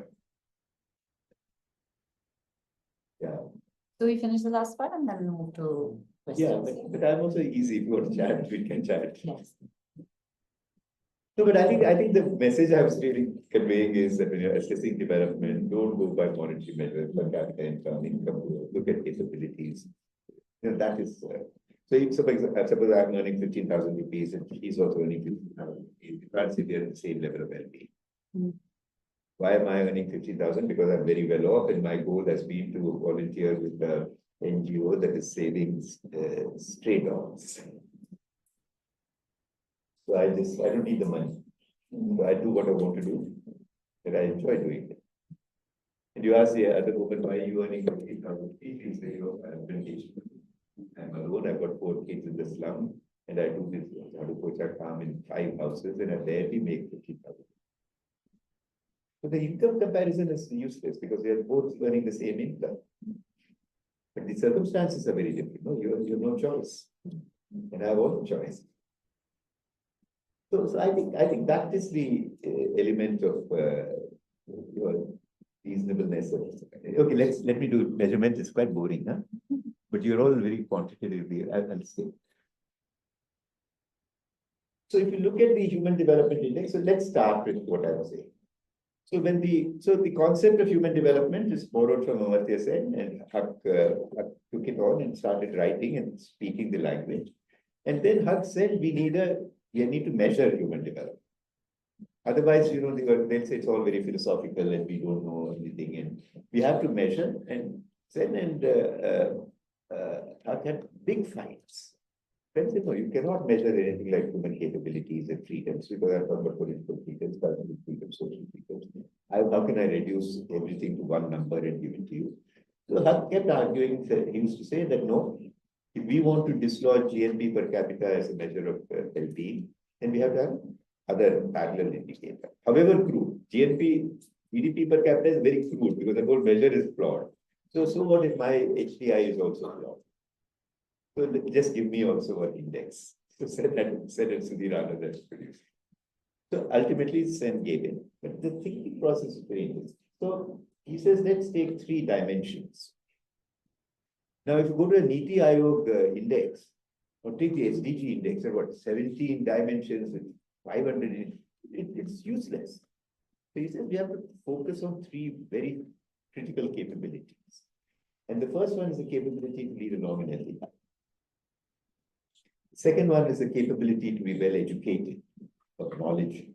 The third one was command over resources needed for a decent standard of living. So they identified the 3 capabilities. You need to be healthy, you need to be educated, and you need to have a decent standard of living. Then the question comes, what indicators will you pick up, which are surrogate measures? Because they're not exactly identical, life expectancy at birth is chosen to long in life. That whole Kerala argument is there. Kerala, people live to be very long, but then if you look at health-seeking behavior, they are the ones who are going to the hospital the maximum. But you should tell people you should juxtapose that against Bihar, where health-seeking behavior, nobody goes to hospital there because first of all, they're not aware.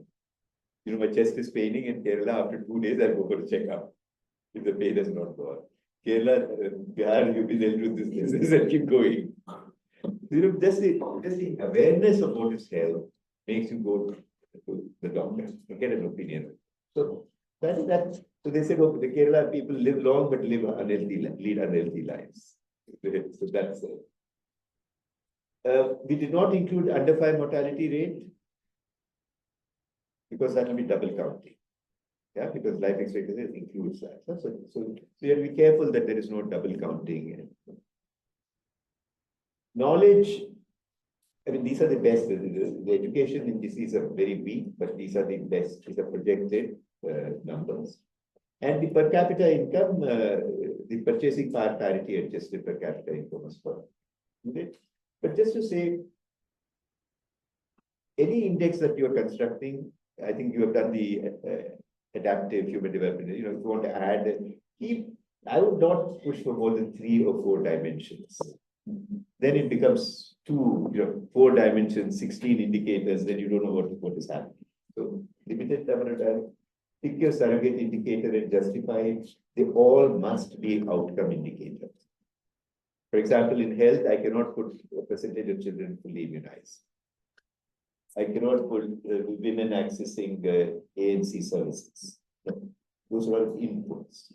It's not a school teacher knowledge. I cannot put pupil teacher ratio.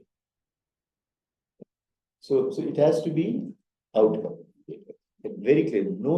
But if you look at the NITI Aayog's indices on health and all, everything goes. Process, input, output, outcome, everything is there. Third is, it should have the potential for disaggregation. The biggest strength of the Human Development Index was we rank countries, but in India, we're able to rank states. We're able to do rural, urban, with improvisation. You can do for gender, male HDI, female HDI. You can do for tribals. There's a tribal human development report that's done HDI. So the power of disaggregation is very important. If you can't disaggregate, then we know that the whole story is about inequalities within an average. So, okay. So I will get to this. I think you can have your own internal thing. But what they do is for every indicator, they normalize it to the minimum and the maximum. Then they do the index. And they've taken the geometric mean, which is the index of health multiplied by the index of education multiplied by the. Now, this change they brought about, I think, 2010, yeah, but 20 years after the reports had come, because when Sten, Huck, and all of us were there, we also looked at the geometric mean. And Huck was very clear that the arithmetic mean is good enough. So we stuck with it, but I'll show you what it does. Very simple example. Suppose you've got 90 marks in English, 60 in math, and 60 in history. So what is your average?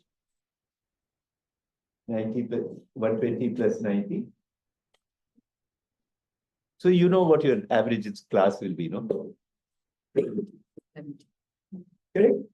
So as a child, we know, and you use a 70 to rank you in class with the first rank or the last rank or the fifth rank. So this is very easy to convey to any policy maker. So I would say you just have to stick with this, because what does a geometric mean do? It's 90 multiplied by 60 multiplied by 60, and you take the cube root of that. And you get 68.2. Not a big difference. But the difference is what it does is, so arithmetic mean gives equal weight to each subject regardless of the spread, whereas the geometric mean penalizes imbalance. Since English is high and maths and history are low, the overall score goes down. But to tell a policymaker, the geometric mean, geometric average is 68, you say, no, what do I do? Because we can't deconstruct that. Suppose they were the same. 70, 70, 70, then you'd have got the same arithmetic mean and the geometric mean. So it's identical. So anyway, so that is okay. So anyway, they want the geometric mean, that's fine. I'll just put this number. So the HDI comes out as a value. Maximum is 1. And there is rank 134 at 0.64. So Huck was very interesting. He'd say, what do I say to a policy maker? 0.64 means what? He's a great communicator, but he's a fantastic speaker. So he would say, you have to say that your goal is to reach 100. Now, if you look at China, you have come to 78%. You still have 22% of the journey left. So what is the journey left for you to cover till you get to 1? So if you look at India, I'll say India is about 0.64. Yeah, you're 2/3 of the way you have come. You still have 1/3 of the way to go. And how do I help you get to that, cover that 1/3 of the way? But the moment you reduce this to a number, oh, I'm 0.68, oh, you're 0.4, 0.5, doesn't convey that the messaging. So you'd always say, messaging is so important that you should say that, they're very good, 2/3 you have come. Excellent, acknowledge the achievements, but now how do we get to that? Okay. What else? Oh, this is interesting. Subjective measures of well-being. So there's this famous, it was called the Sarkozy Commission report. Sarkozy had set up with Stiglitz, Sen, and Jean-Paul Fitoussi, and they were measuring social economic progress, saying that just these tangible measures are not enough. And so they actually came up with, they said that we should combine objective and subjective measures of well-being. So it's very important. We can't just go by hard numbers, under 5 mortality rate or MMR or immunized children, but you have to take into account many dimensions, views of people, perceptions. And in this, I wanted to pick up that happiness one, mentioning happiness and satisfaction, because Bhutan made it very famous, no? Yeah. Gross national happiness, but I'm not going to do Bhutan this time. But you can't even there's a distinction between happiness and satisfaction. So Kahneman says that, happiness is momentary. It is short term. Satisfaction is more reflective of your achievements in life. One is a present experience, the other is past experience and future expectations. Immediate versus long term. Daily activities is measured by how are you feeling right now? This is how satisfied are you with your life, your achievements so far? Did you enjoy your day today? That's a momentary question, not after 2 hours of listening to Shiv Kumar. So are you happy with the direction your life is taking? So there is a difference. So when you're talking about happiness, anyway. So there's a very interesting study. I don't know how many of you have seen it, the older group, State of Happiness. India hasn't measured happiness. But the Pradesh government appointed a minister for happiness who was arrested and sent to jail. He must have been very unhappy. It's interesting, the king of Bhutan, the father, this is K5, those of you who follow Bhutan. K4 was a very evolved monarch. He was the one who gave up monarchy and brought in democracy and all that. And so I went to do the first human development report for Bhutan. In the 90s, there were no cars, there was no traffic signal, there was only one hotel, no television. It was very, very nice, very interesting. So you go there and everybody is reverential about the king. Then at the hotel reception, you see the king surrounded by 2 women and 2 children on either side. So you can't ask anything. So then slowly you befriend the receptionist and you ask her, this photo, I can recognize the king and who are these women next to him. He says he has 4 wives. And the king is married to 4 wives. So you say, yaar, ye to bada king nikla, maximizing satisfaction, happiness, whatever you want to get married to 4 wives. So he said, then after you get to know the receptionist, he said, can you tell us something about the queens? They're 4 sisters. So the king married 4 sisters.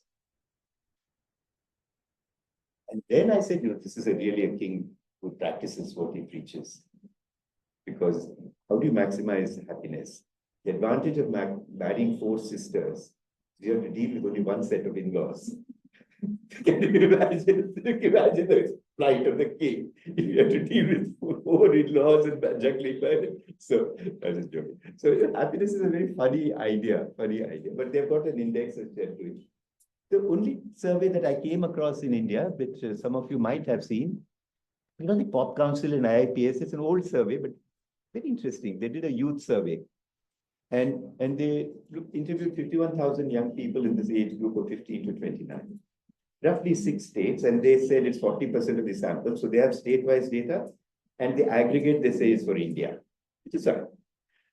So in this, it's all about youth, from growing up, school, transition to college, transition to married life, activity, political parts. There are lots of sections. But one section that really fascinated me was on marriage. So in the marriage question, there's an assessment of married life. And they ask young men and young women, how happy, are you very happy or reasonably happy in your married life? So you can see this, 97% of young men and 95% of young women said that they're very happy or reasonably happy. And most people I know won't believe these numbers. It's true. And whenever they say, Acha Shiv, can you tell us, when was the survey conducted? During the honeymoon year, or 1 year after marriage, or 2 years marriage, 6 years? Children or not. Children or not, we don't know all these things. Okay. Anyway, but then the survey also told us that 72% of young men reported receiving dowry and 78% of young women reported giving dowry, which is, I think, still flourishing, despite the law banning dowry. Do we need a law to ban dowry? Yes, we need a law to ban dowry, even if it is unrealized. Okay. Now, when you look at this number, I said, this is something crazy happening. And so I went behind these numbers. And it says 47% of young women were very scared or unhappy on the day of their wedding. Now, that is quite shocking when, marriage, on the day of marriage, everyone, at least in the West, says, oh my God, it's a day of great celebration. And, you're going to set up your own house, an independent house, and blah, blah, blah. And I can do what I want, and nobody tell me what to do, and so on and so on. Then you ask the question, why should young women be unhappy? And then you get the reasons. I rephrased it. 35% of girls were married below the age of 18, but I've rephrased it to say 35% of spineless young men got married to girls below the legal age of 18. I mean, the girl doesn't have a say. But what is this reflection of India's youth? They can't tell the father that, I'm not going to marry this one.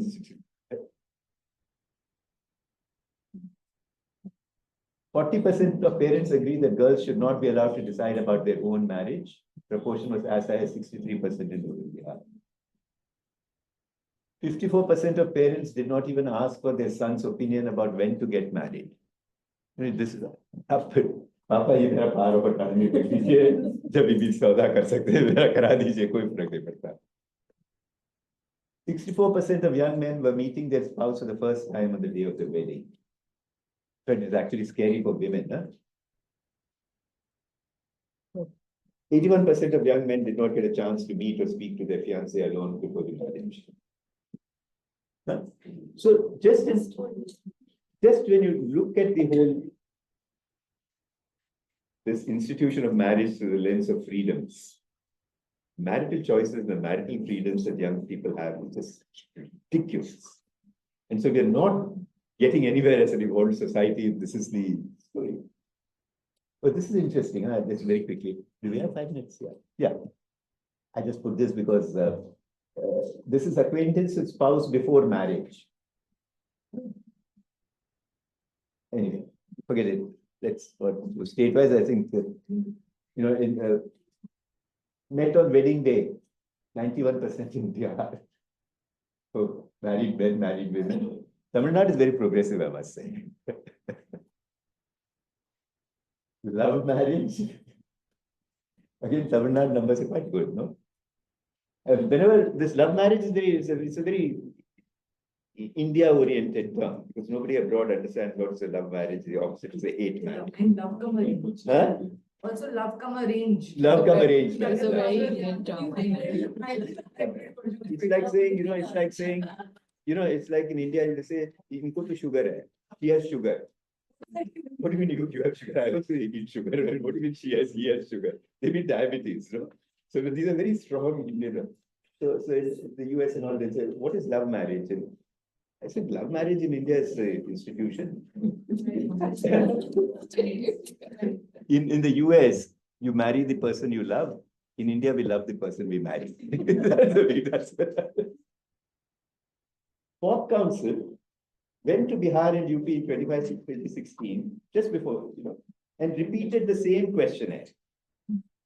So that was 2005, you might say it's very old. But they administered the same questionnaire only in Bihar and UP because they didn't get funding for the other 5 states. Bihar, 77% of the young married girls have met their spouse on the first day of wedding. I mean, it is unbelievable in which country we are living in where we are. And UP 57%. And this is state average. If you are to do rural urban, and you think that from 2005 to 2015, progress would have been made. Incomes have doubled, per capita income has nothing seems to change. And I'm sure this is stuck at 77, must have come down to 70% today. Anyway, but forget this. Why should young girls be scared on their wedding day? Many reasons, but 54% of young men believe that wife beating is justified. 49% of young men agree that girls who dress provocatively deserve to be teased. 25% admitted to having slapped their wives. Unimaginable. I mean, which self-respecting young man is, if you come and ask me, Shiv, have you slapped your wife? Am I going to say yes? I mean, the Indian men are completely shameless, I think. But this is interesting. Where do these values come from? So, in the National Family Health Survey, there's a question on attitude towards domestic violence.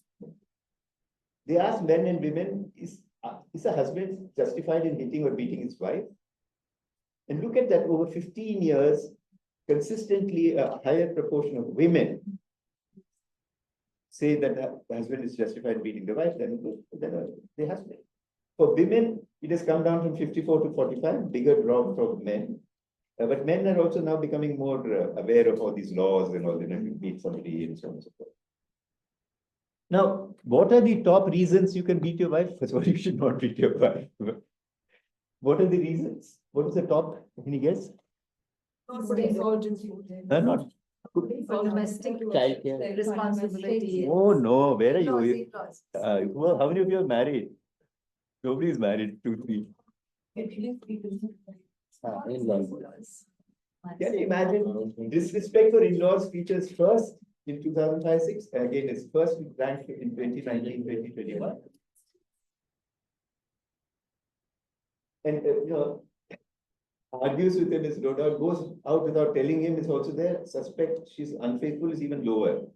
So just to it's such grotesque, disappointing. Just to be funny, I say if a wife is having an affair, you just tell the husband you're going out of the house, you'll get beaten only on 1 count. At least you told him you're going out, otherwise you'll be beaten on 2 counts. And anybody who looks at this table internationally looks at this, it's all NFHS data is given. What kind of a society is it? So, and then I also say this because we keep saying patriarchy, men. But the institution of patriarchy is actually being nurtured and nourished by the women. Because when the girl is 10, 11, 12, the conversation with the father stops. It's all about the mother conditioning this young girl on what is respect for in-laws. How should you behave, what should you do? Expectation from the mother to also adhere the girl to the standards of what is expected of the Yeah. society. Exactly. That is why if mother doesn't do it, then mother is blamed. And then mother is beaten. I was co-chairing a global commission on looking at violence in childhood. It means violence against children and violence against women. The girls, what happens when they observe domestic violence, father and mother, it need not be slapping. It's not physical, it can be verbal abuse also. No? Every day I'm shouting at you, shouting at you, shouting at you. Girls tend to take that as normal behavior of the husband towards the wife and they not internalize it and they become very docile. Boys, on the other hand, who observe this, become aggressive. Behave like your father, you know. Otherwise, what are you doing? Behave like your father. Behave like your father. So the whole violent story is also so much conditioned by what happens between father and mother inside the household. So anyway, that's the last slide, is it? Yeah. By the way, I'm going to end with again Sen. I think he's a brilliant philosopher and great human being. He says the hopeless beggar. So expression of happiness may conceal a large amount of deprivation and suffering. That's the fundamental point. The hopeless beggar, the precarious landless laborer, the dominated housewife, the hardened unemployed, or the overtaxed coolie may all take pleasures in small mercies and manage to suppress intense suffering for the necessity of continuing survival. But it would be ethically deeply mistaken to attach a correspondingly small value to the loss of their well-being because of their survival strategy. So in other words, you go and interview, you know, when slaves were interviewed in North America, they would say, they're very happy with our master. Why would you be happy with your master? Because he flogs me only 3 times a week. The other master flogs 6 times a week. You know, this whole thing about happiness, contentment, you know, settle down, you know, is so sad, so unfortunate. And I think that is the plight of a large majority of the country. Large, they have no choice.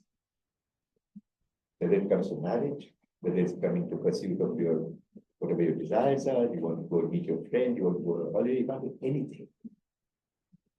And it's not only in poor families. That poor families probably there's more freedom. But in middle class, lower middle class families, it's not all.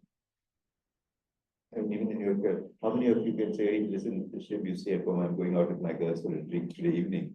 It's happening, but very few number of families. Good. So that's the end. Yeah. Thank you. Thank you, Dr. Shiv Kumar, for this wonderful insight. Long. And I've always looked, listening to you.